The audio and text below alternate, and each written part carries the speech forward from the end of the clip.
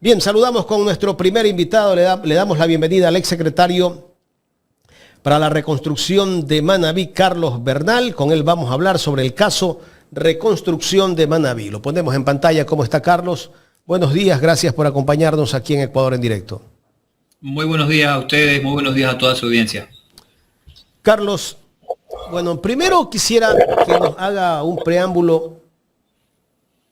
¿Cómo fue este tema de la reconstrucción de Manabí? ¿Por qué se acusa a Carlos Bernal y al ex vicepresidente Jorge Glass? Hagamos una pequeña introducción. Gracias por la oportunidad. ¿Por qué se acusa? La respuesta es muy sencilla. Aquí se acusa por razones políticas. Aquí se ha escogido a dos personas para luego tratar de imputar a un delito. Como voy a demostrarlo, aquí no estamos hablando de un prejuicio real al Estado. Aquí se habla de un peculado bastante sui generis, bastante mutado, le digo yo. Este es un caso que ha mutado desde el principio. Recordarán ustedes que aquí comenzó diciendo la señora fiscal general del Estado, Diana Salazar, allá por el 2023, cuando formuló cargos, en un caso que comenzó a investigarse desde 2019, que está plagado de irregularidades. Ella dijo primero: son irregularidades en la adjudicación de contratos. Así formularon cargos. Luego, durante ese proceso, ya no eran irregularidades en la adjudicación, sino que eran proyectos que no debieron ser priorizados a criterio de la Fiscalía. Insisto, en toda esta línea no estás hablando de que aquí falta dinero o que aquí se está demostrando de que ellos robaron. No es lo que se está tratando. Eso quiero dejarlo desde el principio bien clarito para todos. Aquí estás hablando de una potestad que no tiene la Fiscalía de decir si un proyecto es prioritario o no. La Fiscalía hace una lista de 11 proyectos y dice: estos proyectos de esta lista no son prioritarios, no debieron ser prioritarios ni debieron ser cristalizados por parte del comité. Y cuando lo hace, cae en una serie de contradicciones. Como yo le digo, cae en una serie de afirmaciones que lo que hacen es tratar de imputar un falso delito. ¿Por qué? Si usted escucha el tema de reconstrucción, se puede aclarar en 2 o 3 puntos que deben ser básicos para entender todo este problema. ¿Cuál es el primer punto básico? ¿Qué era el comité y qué hacía el comité? El comité es un cuerpo colegiado que existe hasta hoy, que estaba integrado... ¿Cuántos formaban parte del comité? 10 miembros que voy a informar a continuación. El vicepresidente de la República, que lo presidía, 4 ministros coordinadores de Estado. Para quienes se acuerdan, en el gobierno de la Revolución Ciudadana, los ministerios coordinadores tenían a su cargo luego varios ministerios ejecutores, por eso los coordinadores formaban parte. Estaba la Secretaría Nacional de Planificación y Desarrollo, pero sobre todo estaba 2 alcaldes, el de Pedernales y el de Puerto Viejo, estaba el prefecto de Manabí, estaba un representante del sector industrial empresarial, de las cámaras, y estaba un representante de los pequeños comerciantes, todos ellos con voto, con igual capacidad de decisión. El voto de cada uno de ellos pesaba exactamente lo mismo. O sea, todas las obras se aprobaban por ese comité. Todos los proyectos que inicialmente fueron en este orden: ejes, planes, programas y proyectos, efectivamente todo se aprobó por el comité. La respuesta es sí. Quien le habla como secretario técnico de este comité no tenía voto en el comité. Entonces aquí es otra de las grandes contradicciones en las que incurre la Fiscalía, diciendo que yo aprobé. Y tengo que ser enfático: ninguno de los dos procesados, ni el ingeniero Glass ni Carlos Bernal, tenían la capacidad, él por no tener la capacidad unipersonal de definir o de aprobar cualquier cosa, y yo por el simple hecho de no tener voto en el comité. ¿Por qué lo dice la Fiscalía? Y parecerá muy infantil lo que voy a decir, pero esto no lo digo yo, lo dice la Fiscalía. La Fiscalía coge un acta del 22 de abril y dice: ¿por qué esta acta está firmada por el secretario y por el presidente del comité? Esto significa que ellos aprobaron todo y decidieron todo. Imagínense la locura. Todas las actas de todo cuerpo colegiado, desde la Asamblea Nacional, por el mismo procedimiento parlamentario, todas las actas de los comités, todas las actas de los directorios de empresas públicas generalmente van firmados por el presidente y por el secretario. ¿Qué tienes de respaldo para las reuniones? Tienes todas las comunicaciones, tienes las votaciones de las cuales se sometía todo a votación a los miembros del comité y así nosotros presentamos las pruebas. Aquí, que no quede duda, nosotros hemos presentado absolutamente toda la prueba para que a los señores jueces no le quede la menor duda de que aquí todos los miembros del comité aprobaron todo. Y no solamente eso, sino por unanimidad. ¿Qué significa por unanimidad? Nadie se opuso, nadie presentó una queja, nadie presentó una objeción, nadie dijo yo no estoy informado, nadie dijo yo no estoy de acuerdo, voto en contra. Siempre todas las decisiones de este cuerpo colegiado que se llama Comité de Reconstrucción fueron unánimes. Entonces, aquí es donde viene la primera gran conclusión de este caso. Si el comité no contrataba, no estaba dentro de sus funciones contratar obras ni manejar recursos, si quien les habla no tenía potestad como secretario ni de contratar, ni de adjudicar, ni de manejar recursos, ¿cómo podemos ser imputados con un delito de peculado en cuya definición es condición sine qua non que tú tengas que manejar recursos en tu poder para poder desviarlos? Otra cosa que es importante, que no dice la Fiscalía, que lo omite de manera, creo yo, muy grave, es que el custodio y el que determina la política pública de los recursos es el Ministerio de Finanzas. El dinero nunca pasó de finanzas al Comité de Reconstrucción, como mucha gente puede creer, como la narrativa de la Fiscalía se implanta en que el comité decidió o contrató. Eso es mentira. Los recursos estaban siempre siendo custodiados por el Ministerio de Finanzas, como ha sido siempre y como es hasta hoy, y luego con los proyectos y ejes y programas priorizados, esos recursos pasaban directamente a las entidades ejecutoras, cada una responsable por cada contrato y cada proyecto que implementaba. Entonces, aquí quiero reiterar, estimados amigos, aquí no se está hablando de que aquí falta dinero, de que aquí dijeron que habían construido, no construyeron, no. Las obras están ahí, en todos los peritajes y a vista y paciencia del público se puede definir y se puede determinar que las obras están ahí. Las obras que no se han terminado no ha sido por nuestra responsabilidad, se ha demostrado que ellos han tenido los recursos para terminarla, pero han vendido esta realidad paralela al resto de los ecuatorianos, diciendo que en la reconstrucción no se ha podido terminar las obras porque se han hecho estas obras prioritarias, lo cual es falso, porque hemos demostrado también dentro del juicio, con certificados del Ministerio de Finanzas, que después que salimos, inclusive mucho después, al año 2020, existían más de 760 millones de dólares para la conclusión total del plan de reconstrucción. No lo han hecho por simple falta de voluntad política. ¿Y la plata todavía existe o ya no está? La plata debería existir, ¿sí? Y si hemos demostrado con certificados, como insisto, no uno, con varios certificados, y esos certificados constan en este proceso, deberían existir, pero aquí quiero darle otra información importante. Resulta que en algún momento vendieron al país que la plata había sido desviada y por eso no se terminaba la reconstrucción. Le voy a contar estos datos que son hechos, esto no es lo que me parece a mí. Dejaron perder cerca de 50 millones de dólares de un crédito del Banco Mundial, por el cual inclusive el Ecuador pagó hasta una tasa, una comisión de compromiso, que en términos sencillos es una multa. Dejaron perder buena parte del crédito del Banco Europeo de Inversiones. El gobierno de Lasso, de ese crédito de 175 millones de dólares, destinó al apuro 100 millones de dólares para el plan de vacunación. Dejaron perder más del 50% de los recursos de una donación china que estaba para hospitales, que estaba para otras obras ya planificadas, para viviendas en pedernales principalmente. Y de eso nadie dice nada.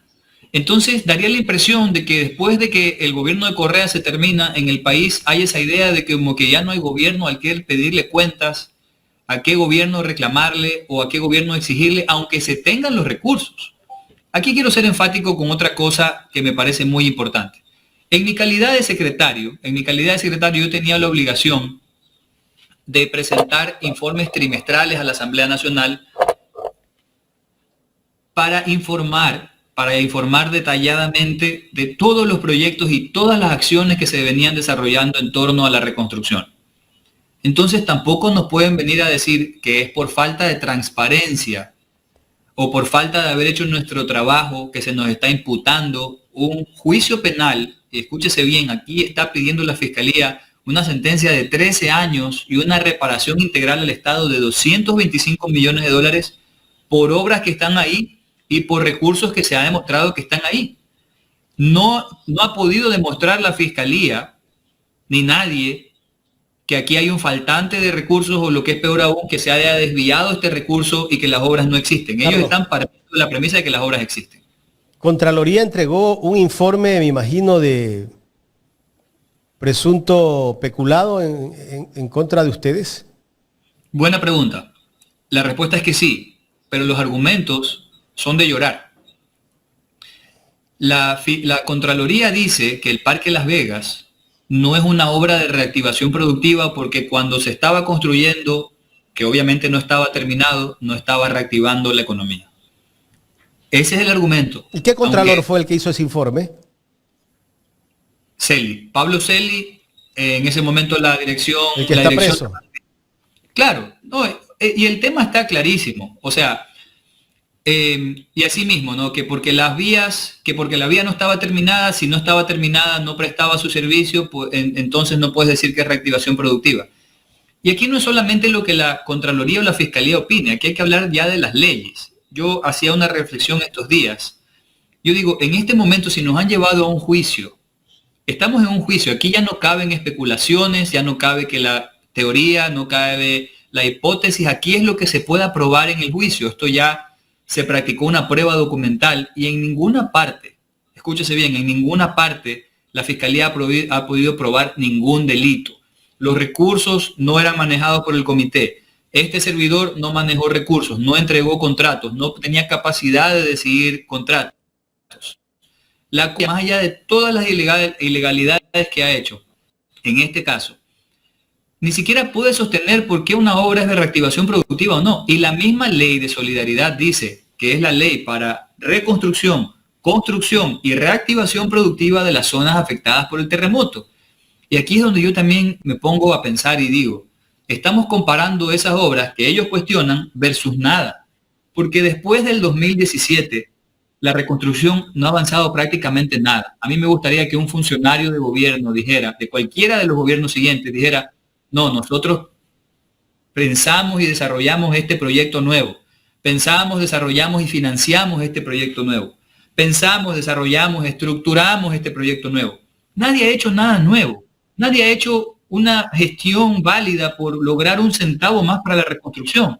Lejos de eso, al contrario, han cogido recursos de la reconstrucción para otras cosas, han dejado perder dinero de la reconstrucción y ahora resulta que a nosotros, los hoy procesados, somos inclusive responsables de las obras que no se han terminado, de las obras que no se pueden mantener, de las obras que no se pueden operar por inoperancia de otros gobiernos. Entonces es totalmente descabellado.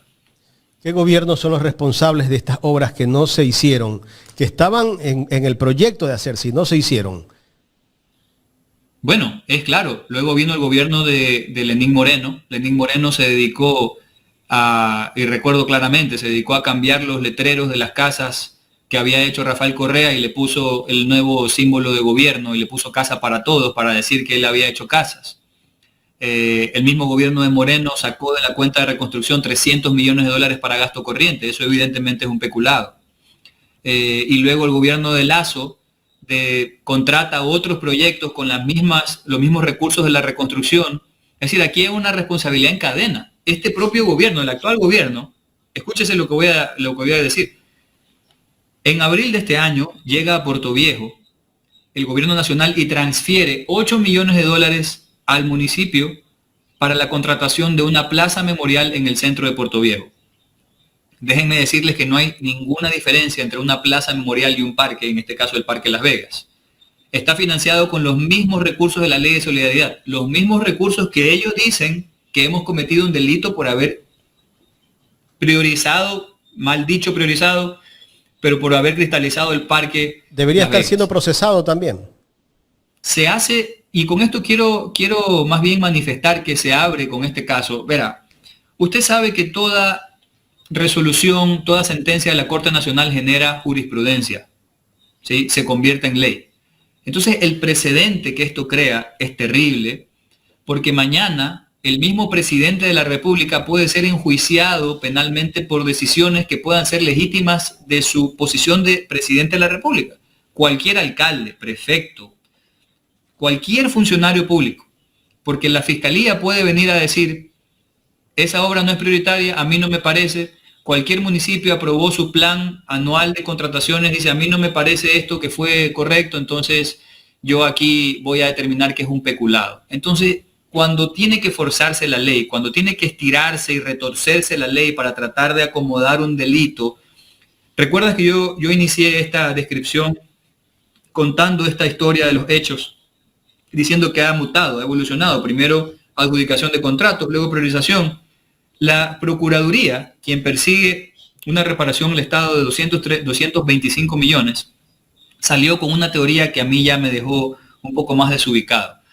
Dice que ahora ya no se persigue el peculado, en nuestro caso, por un perjuicio económico en beneficio de los hoy procesados, sino que es por la falta a la confianza del Estado ecuatoriano. Entonces, ya se vuelve más difícil inclusive defenderte, porque ¿de qué te estás defendiendo? O sea, igual te vamos a sentenciar, te están diciendo. Exactamente. El mensaje es clarísimo. Y a esa era una de las conclusiones que quería llegar. No importa lo que presentes, nosotros igual te vamos a sentenciar, ¿sí? Porque aparte, los jueces tienen, y le digo, yo no estoy desconfiando, esperaría, no tengo ninguna expectativa del sistema como tal de justicia del Ecuador, pero los jueces van a tener que tomar una decisión en escasos 7 días. El juicio se suspendió, las audiencias se suspendieron el domingo anterior y van a anunciar una resolución recién el lunes. El lunes 30. Entonces van a tener que analizar. El lunes analizar, dicen la sentencia, anuncian la sentencia. Anuncia la sentencia. El día lunes se anuncia esta sentencia. Aquí ya sabremos si nos declaran culpables o inocentes. Pero la reflexión que hago es que... ¿Qué espera usted de ese anuncio, Carlos? No le podría decir, yo lo que sí le puedo decir es que yo no tengo expectativas favorables del sistema de justicia ecuatoriano por una razón. Mire, este juicio, este caso, desde su concepción, allá por el 2019, solamente tomó de manera maliciosa las cosas que a la Fiscalía parecían delitos. Yo se los dije a los jueces, le digo: mire, aquí no están incluidos los otros miembros del comité. Si es que no te gustaba la priorización, tenías que meter a los miembros del comité, en este caso. Si es que no te gustaba la contratación, tenías que meter a los entes contratistas de los contratantes. Si no te gustaba la forma de asignación de recursos, tenías que meterlo al Ministerio de Finanzas. Es lógico, esto es de simple lógica. Ojo, con esto no estoy sugiriendo de que haya un delito, pero la lógica te dice que si tienes un problema, un reparo en estas acciones, tienes que meter a los responsables de estas acciones. No es difícil de entender. Viene lo siguiente. Este caso, muy pocas personas saben, pero este caso tiene casi 90.000 páginas. 90.000 páginas. Pero en ninguna de esas 90.000 páginas existen las versiones de los representantes de los multilaterales de crédito que a nosotros nos parecen sumamente relevantes.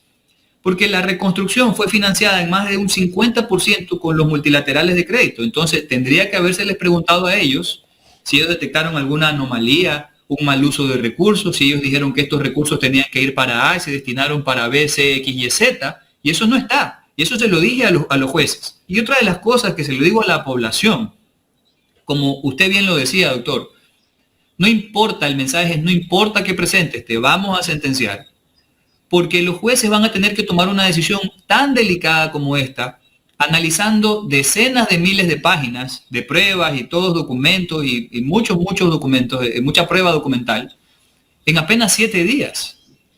Entonces a mí se me hace un poco difícil. Nosotros hemos presentado una prueba bastante contundente y sencilla. Contundente. ¿Usted cree que los jueces han leído todo el proceso, todas las 90.000 páginas? Los jueces no llegan a leer todas las 90.000 páginas, pero se quedan con lo que se llama en el proceso como prueba documental, que llegan a ser miles de páginas todavía, no 90.000, pero miles de páginas. Entonces ellos, para hacer un trabajo justo, deberían valorar todas estas pruebas, insisto, porque aquí no solamente se está jugando el futuro de 2 personas, que en este momento es lo más relevante para nosotros como implicados, para mí como implicado, pero también un precedente para el futuro del país, que no no mucha gente se está dando cuenta, pero lo estoy advirtiendo desde ya. Uh-huh. Le acusan a usted que tenía una empresa familiar que tenía contratos de la reconstrucción de Manabí, con Crenor creo que se llama, ¿no? Así es. Esa fue una de las acusaciones ha sido, no desde ahora, desde años, de una de las acusaciones de la Fiscalía. Y esto nació, si me permite hacer una pequeña remembranza, esto nació desde el Consejo de Participación Ciudadana Transitorio. El Trujillato. El doctor Trujillo, así es, el Trujillato. Ellos afirmaron y llevaron al procurador judicial que se llama Byron Pacheco, lo puedo decir con nombres y apellidos, llevaron a este señor a mentir al frente de los jueces. ¿Por qué a mentir? Porque la aseveración de este señor es, como bien usted lo recoge, usted está recogiendo algo que ellos sí dijeron, y ellos dicen que Carlos Bernal benefició, adjudicó contratos a esta compañía por 165 millones de dólares. Así lo dijo este señor. ¿Qué pasa? Yo por transparencia le pedí al tribunal, le dije, señores del tribunal, yo estoy solicitando respetuosamente que se abran todas las audiencias al público, porque las audiencias las cerraron al público, nadie las podía escuchar. Yo le decía, soy el más interesado porque yo quiero demostrarle al país entero y al mundo entero cómo aquí llegan los testigos a mentir. Eso se llama perjurio, cuando tú mientes al frente de un juez. Ellos te toman el juramento, tienes que decir la verdad. Cuando mi defensa le pregunta a este señor Byron Pacheco si él tiene algún sustento, tiene algún contrato, uno solo, en el que yo haya adjudicado el contrato, haya firmado el contrato, haya podido decidir sobre ese contrato, haya direccionado a alguien para ese supuesto contrato, la respuesta fue que no, categóricamente que no. Y aquí le digo a usted, y le digo a la población del Ecuador, y le digo al mundo entero que eso es una farsa. Porque hubiera sido el momento oportuno para decir, aquí Carlos Bernal, está el contrato. Aquí está la prueba. Aquí está el contrato, aquí está la adjudicación, aquí está la prueba irrefutable, más allá de la duda razonable de que este señor benefició a su familia.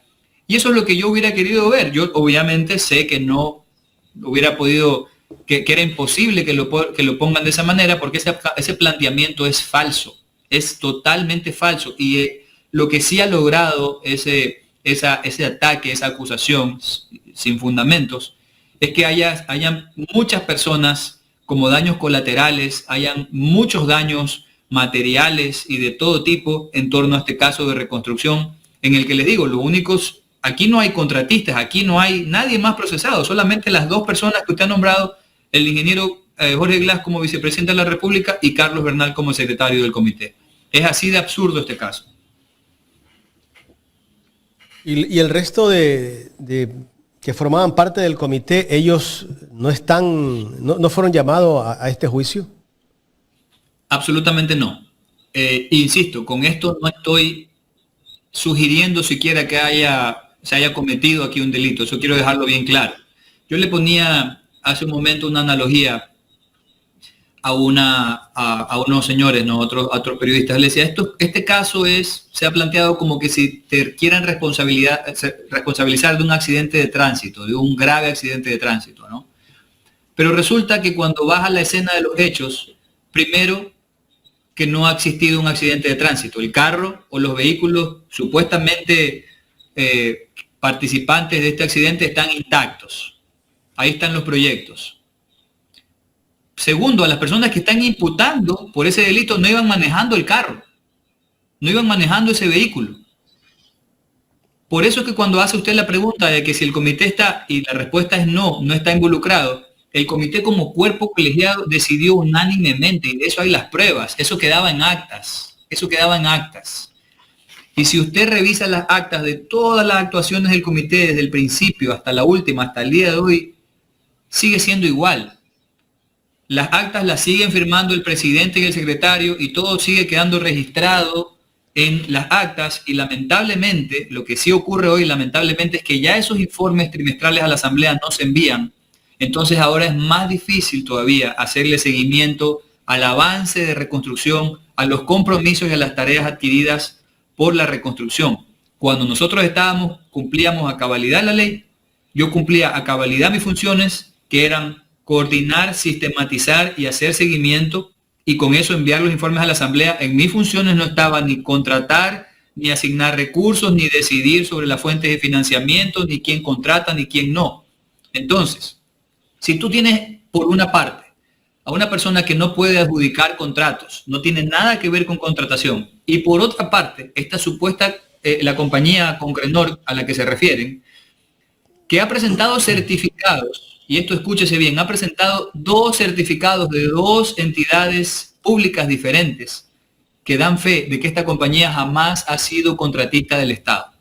Entonces tú tienes por una parte una persona que no pudo haber firmado un contrato porque simplemente no existe ni un contrato, y por otra parte una compañía que presenta certificados de que nunca ha sido contratista ni subcontratista del Estado. Entonces, ¿de qué estamos hablando? Estamos hablando de un absurdo. Estamos en Absurdistán, entonces.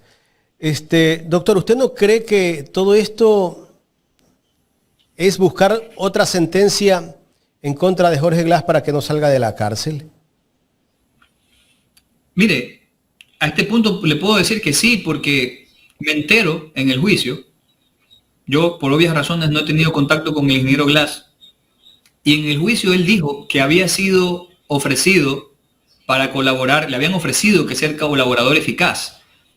Y la respuesta de él, mientras rendía su testimonio, esto lo estoy diciendo por parte de su propia boca, lo que escuché en el juicio, ante los jueces, él dijo que él había sido ofrecido, le habían propuesto ser cooperador eficaz, pero que él no aceptó porque eso implicaba que él tuviera que aceptar una culpa de un delito que él no ha cometido y al mismo tiempo inculpar a otras personas que a su juicio, y como yo también ratifico, son inocentes y no han tenido nada que ver en este asunto.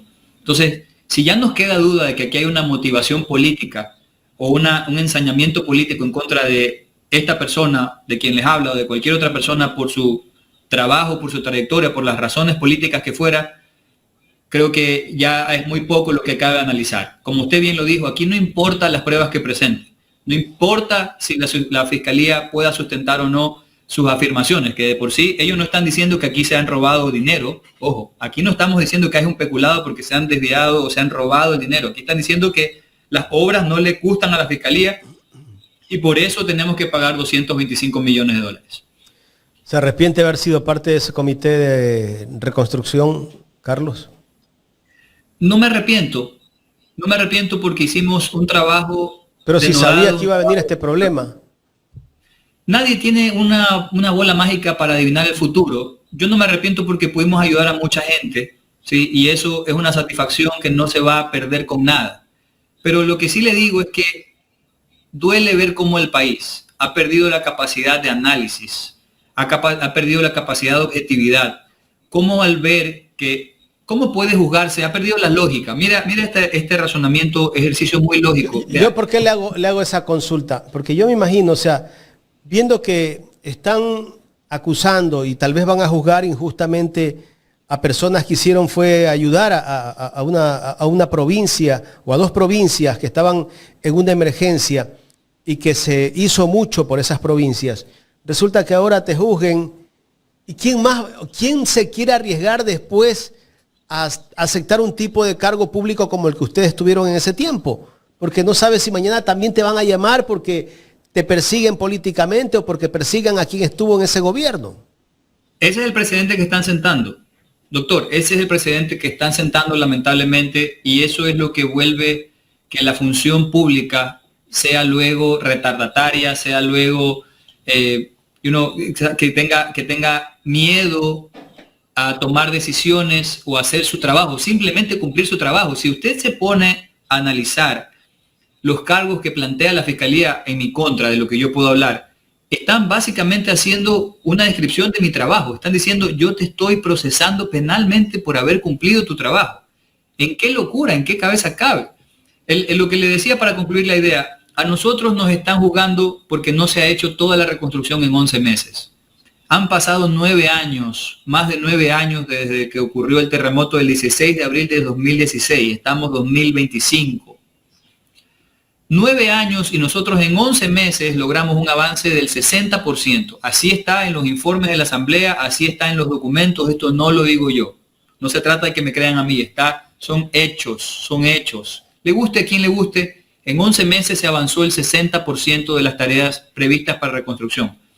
Y se dejaron sobre todo todos los proyectos estudiados, los proyectos estructurados y financiados para que los próximos gobiernos terminen el plan de reconstrucción en 4 años. Es decir, este plan de reconstrucción al 2020-2021 debió estar terminado. Estaban los recursos y tengo los certificados, tengo las pruebas, se los voy a hacer llegar, doctor. ¿Sí? Habían 760 millones de dólares al 2020 para terminar la reconstrucción y resulta que nadie le pide cuentas a toda esa cadena de gobiernos, a toda esa cadena de sucesos que luego vinieron después del 2017. Es como que la reflexión que llegó es como que ya no existiera país, no existiera Eso Estado, se olvidaron. no existiera gobierno. Se olvidaron. Qué terrible. Carlos, quiero agradecerle por el tiempo que nos ha brindado en esta mañana para hablar sobre este tema de la reconstrucción de Manabí y esta persecución que ustedes tienen. Me solidarizo con ustedes, con el ingeniero Jorge Glass, con usted, Carlos. Veremos el día lunes a ver qué pasa en esa lectura de la sentencia que hará la Corte de Justicia. Muchas gracias, doctor, y gracias por la oportunidad para dirigirme al país a través de su medio. Gracias a Carlos Bernal, exsecretario para la reconstrucción de Manabí, conversando con nosotros en esta mañana aquí en Ecuador en directo.